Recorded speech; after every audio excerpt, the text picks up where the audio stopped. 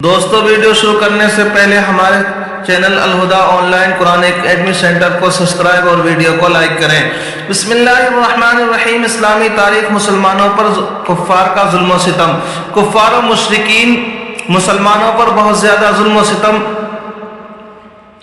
ڈھاتے تھے اور دین حق قبول کرنے کی وجہ سے ان کے ساتھ انتہائی بے رحمانہ سلوک کرتے تھے۔ چنانچہ امیہ بن خلف اپنے غلام بلال حبشی کو تپتی ہوئی ریت پر کبھی پیٹھ کے بل لٹا کر تو کبھی پیٹ کے بل لٹا کر بھاری پتھر رکھ دیا کرتے تھے اور انہیں مارتے ہوئے اسلام چھوڑنے کو کہتا، مگر اس حالت میں بھی حضرت بلال رضی اللہ عنہ احد احد کہتے رہتے، یعنی ایک ہی خدا کو پکارتے۔ اسی طرح حضرت عمار بن یاسر اور ان کے والدین جب مسلمان ہوئے تو کفار انہیں بے پناہ تکلیفیں پہنچاتے تھے۔ جب حضور صلی اللہ علیہ وسلم ان کے پاس سے گزرتے تو ان کی حالت زار کو دیکھ کر فرماتے، یاسر کے خاندان والو صبر کرو، تمہارا ٹھکانہ جنت ہے۔ حضرت عمار بن یاسر رضی اللہ عنہ کے والد اور والدہ کو مشرکین نے تکلیف پہنچاتے ہوئے شہید کر ڈالا۔ الغرض کفار نے مسلمانوں کو تکلیف پہنچانے میں کوئی کمی نہیں چھوڑی۔ غلاموں سے لے کر معزز لوگوں تک کو ستایا گیا، درختوں پر لٹکایا گیا، پیروں میں رسیاں باندھ کر گھسیٹا گیا، پیٹ اور پیٹھ پر پتھر کی تپتی ہوئی سلیں بھی رکھی گئیں۔ غرض ہر طرح مسلمانوں کو ظلم و ستم کا نشانہ بنایا گیا، مگر صحابہ کرام رضی اللہ عنہ کو ایمان سے نہیں ہٹا سکے۔ صحابہ نے مصیبتوں کو برداشت کر کے دین حق کو سینے سے لگائے رکھا، رضی اللہ عنہم ورضوا عنہ۔ حضور صلی اللہ علیہ وسلم کا معجزہ، آپ صلی اللہ علیہ وسلم کے کرتے کی برکت۔ حضرت اسماء بنت ابو بکر رضی اللہ عنہ کے پاس آپ صلی اللہ علیہ وسلم کا ایک کرتا تھا۔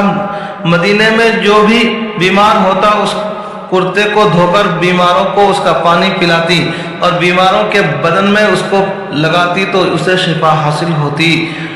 ایک فرض کے بارے میں امانت کا واپس کرنا۔ قرآن میں اللہ تعالیٰ فرماتا ہے، اللہ تعالیٰ کو حکم دیتا ہے کہ جن کی امانتیں ہیں ان کو لوٹا دو۔ فائدہ، اگر کسی نے کسی شخص کے پاس کوئی چیز امانت کے طور پر رکھی ہو تو مطالبے کے وقت اس کا ادا کرنا ضروری ہے۔ ایک سنت کے بارے میں محتاجگی و ذلت سے پناہ مانگنا۔ رسول اللہ صلی اللہ علیہ وسلم نے فرمایا، فقر و محتاجگی اور ذلت سے اس طرح پناہ مانگا کرو، نعوذ باللہ من الفقر والذلت وان نظلم اور نظلم۔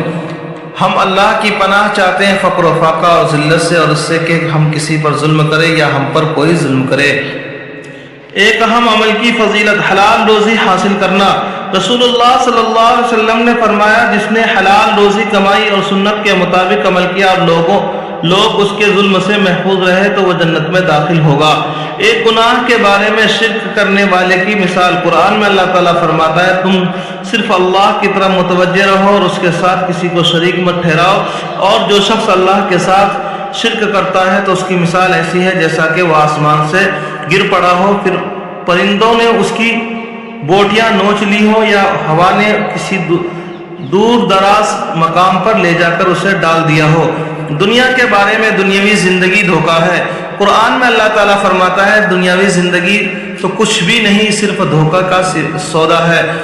فائدہ، جس طرح مال کے ظاہر کو دیکھ کر خریدار پھنس جاتا ہے، اسی طرح انسان دنیا کی چمک دمک سے دھوکہ کھا کر آخرت سے غافل ہو جاتا ہے۔ اسی لیے انسانوں کو دنیا کی چمک دمک سے ہوشیار رہنا چاہیے۔ آخرت کے بارے میں، قیامت کس دن قائم ہوگی؟ رسول اللہ صلی اللہ علیہ وسلم نے فرمایا، تمہارے دنوں میں افضل دن جمعے کا دن ہے۔ اس روز حضرت آدم علیہ السلام کو پیدا کیا گیا اور اسی روز ان کا انتقال ہوا، اسی روز سور پھونکا جائے گا اور اسی دن قیامت قائم ہوگی۔ طب نبوی سے علاج، نظر بد سے علاج۔ ایک شخص کو نظر لگ گئی تو رسول اللہ صلی اللہ علیہ وسلم نے اس کے سینے پر ہاتھ مار کر یہ دعا فرمائی، اللہم اذہب عنہ خرہا وبردہا ما ووصا بہا۔ اے اللہ، اس کی گرمی کی ٹھنڈک اور تکلیف کو دور کر دے۔ چنانچہ وہ شخص ٹھیک ہو گیا اور کھڑا ہو گیا۔ نبی کریم صلی اللہ علیہ وسلم کی نصیحت، رسول اللہ صلی اللہ علیہ وسلم نے فرمایا، جب تم میں سے کوئی کسی کا کھانا آ جائے اور اس کے پیروں میں چپل ہو تو اس کو نکال دے، اس لیے کہ یہ پیروں کے لیے راحت بخش ہے اور سنت ہے۔ خلاصہ چپل جوتے اتار کر کھانا کھانا چاہیے۔ اللہ تبارک تعالیٰ عمل کرنے کی توفیق نصیب فرمائے۔